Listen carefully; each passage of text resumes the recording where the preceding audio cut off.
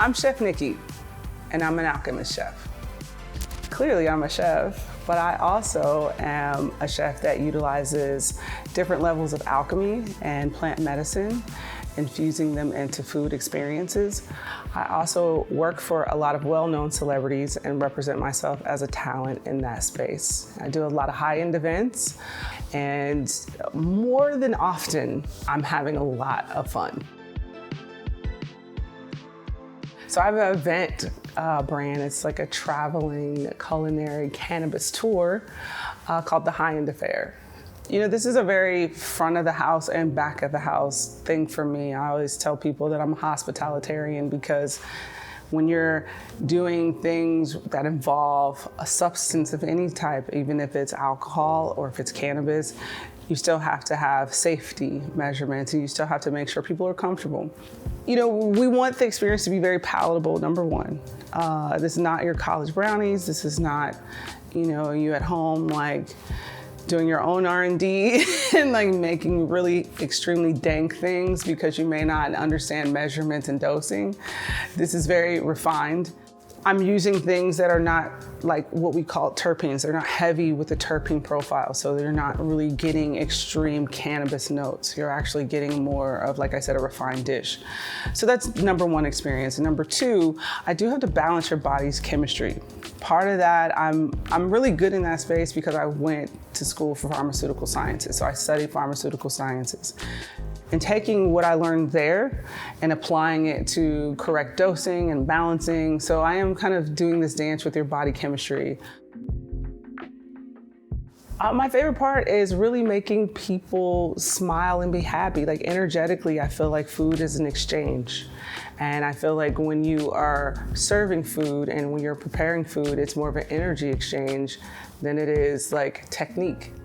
Seeing the smile on the face, or seeing someone close their eyes when they take a bite, or seeing somebody do this little dance after, you know, like after the completion of their meal. So other than that, I do enjoy giving people additional elevated experiences with their meals via plant medicine. I have a lot of celebrities that just show up. They love to come to those events because either A, they were my clients before, I've done events for them, or they just know me from being in the circle. But a lot of people love to attend those events, and they're heavily sponsored, so we do have, you know, a lot of actual cannabis for you to take home outside of the food experience. So the swag bags are crazy. But I'm so used to taking care of people and like thinking ahead of you intentionally because I've been a chef this whole time, but I still have to do all the front of the house stuff.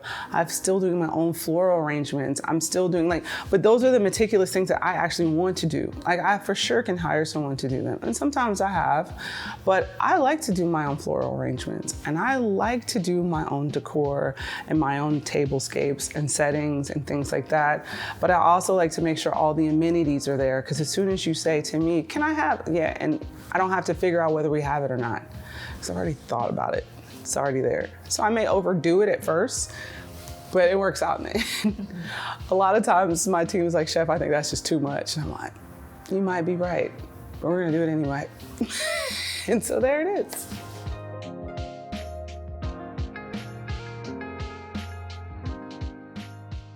Sometimes we do creative sessions with like artists and using different types of entheogens, which are mushrooms, are in the classification of those, adaptogenics in the classification of those, cannabis is in that as well. And those experiences also help them write and create. And so sometimes I like to think that some of that creativeness was stimulated by little old me. And then I fed you at the end. And so now your belly's full and your mind is off into these other places. I want everyone to thrive in whatever way that is. And you know, if my first touch point is a meal, then cool, I got you on your way, you at least got a good start. If my next touch point is opening your mind and expanding your mind, if that is my next touch point, even better. We have a lot of people that attend the events because they are not well. and they have cancer or they have other types of ailments that they're using cannabis as a relief for. And it doesn't always have to be a physical ailment. It could be mental. It can go across the spectrum.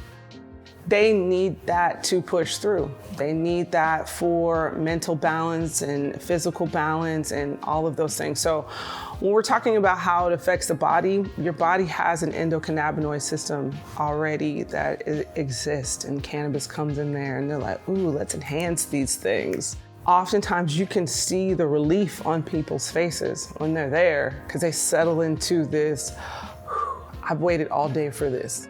So that makes me happy because as someone that used to be in a different medical profession, I don't necessarily consider food a medical profession, but I do consider food healing.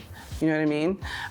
But if somebody was on the other side of like big pharma and working in pharmaceuticals, it makes me happier that I can help people with like single source origin, like foods and plants in their natural state, and they're not like, things that have to be synthesized and ran through a process in order for me to get them to you. Like food is food, you know what I mean?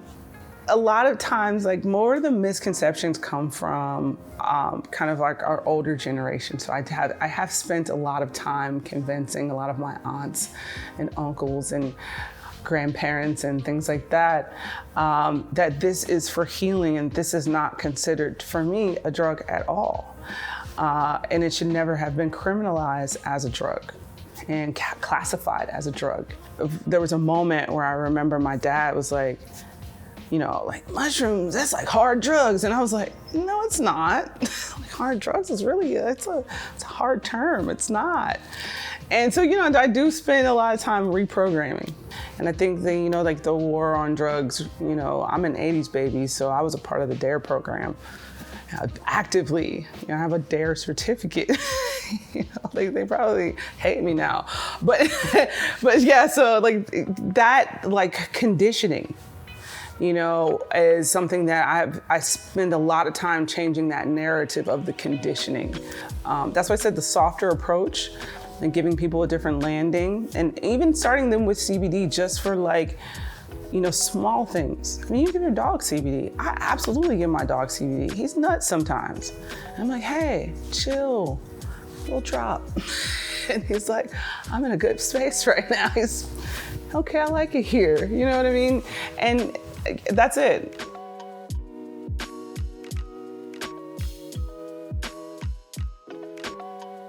There's an element of whites in fine dining that, like I know like chef clothes are like super trendy. Everybody's wanting different looks and different colors and all this stuff. And people are putting prints and like, there's a lot of things. Everyone wants their personality to be seen. But for me, I really like to embrace clean classic at times.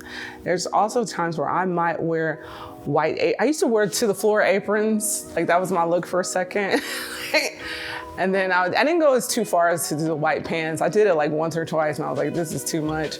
But when I was in Thailand doing my stage at the Mandarin Oriental, we had to wear white, all white. And so that for me was, we were challenged to keep ourselves clean, like at all times. It's really a challenge. I enjoy these coats because this right here, it means a lot for me. Like I need this type of stretchiness, ventilation. I'm not a small gal. So I like to be able to have room in my coats. I like to be able to like actually have them come past my waist. And it's also light and it's very flexible. So I feel like I can get a lot done because it's not restricting. In the old school chef coats, I was like,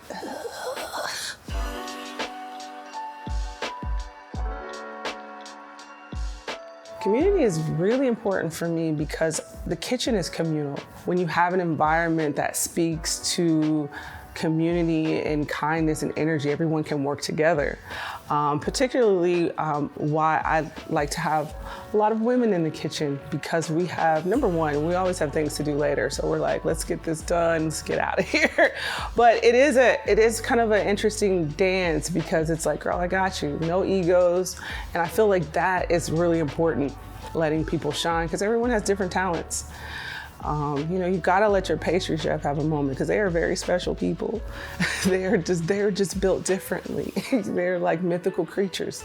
So you have to let them have their moments, but you also have to let your sous chef have moments and your line cooks have moments because everybody has great ideas.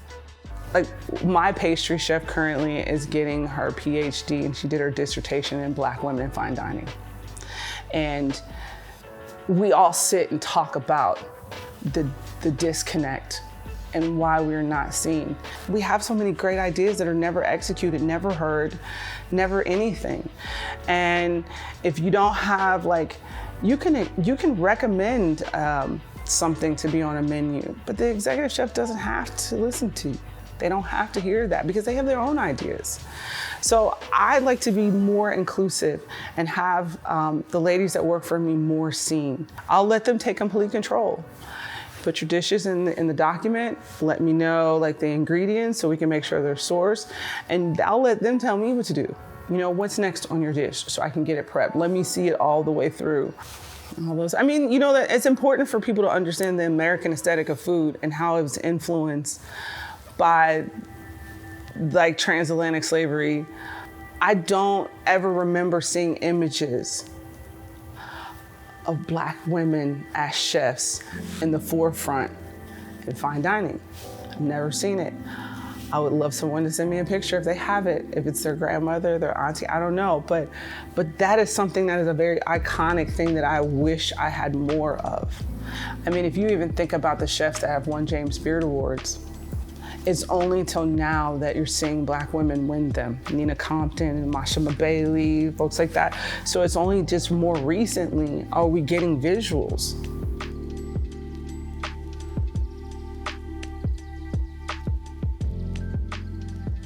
In terms of why I'm here, so that is really, there was a moment where I said to myself, I really want to have a legacy and an impact for my daughters. I have 2 daughters. And so they don't have to ever be chefs. They don't have to be anything close to food. I just wanted, number one, A, that their mom's a badass. So that's hands down, they need to know that. And B, that they didn't have to work for anyone, but take control and take charge and be seen. Over the years, I've always wanted to figure out where my place was and where I can make an impact. Because, I could be an executive chef in a restaurant, I could be a chef de cuisine, I can, but brick and mortar just didn't feel like it for me. And my mind is too adventurous, it's too expansive. I left pharmacy because I didn't want to be in the walls. I traded that white coat for this white coat. And I said, I just want to be free, but be able to make that impact. Yeah, I joke that I'm doing the Lord's work. That's how I feel. I just tell my mother that all the time. She's like, what are you about to do today? I'm like, the Lord's work. She's like, well, go smoke your little joints then. So yeah.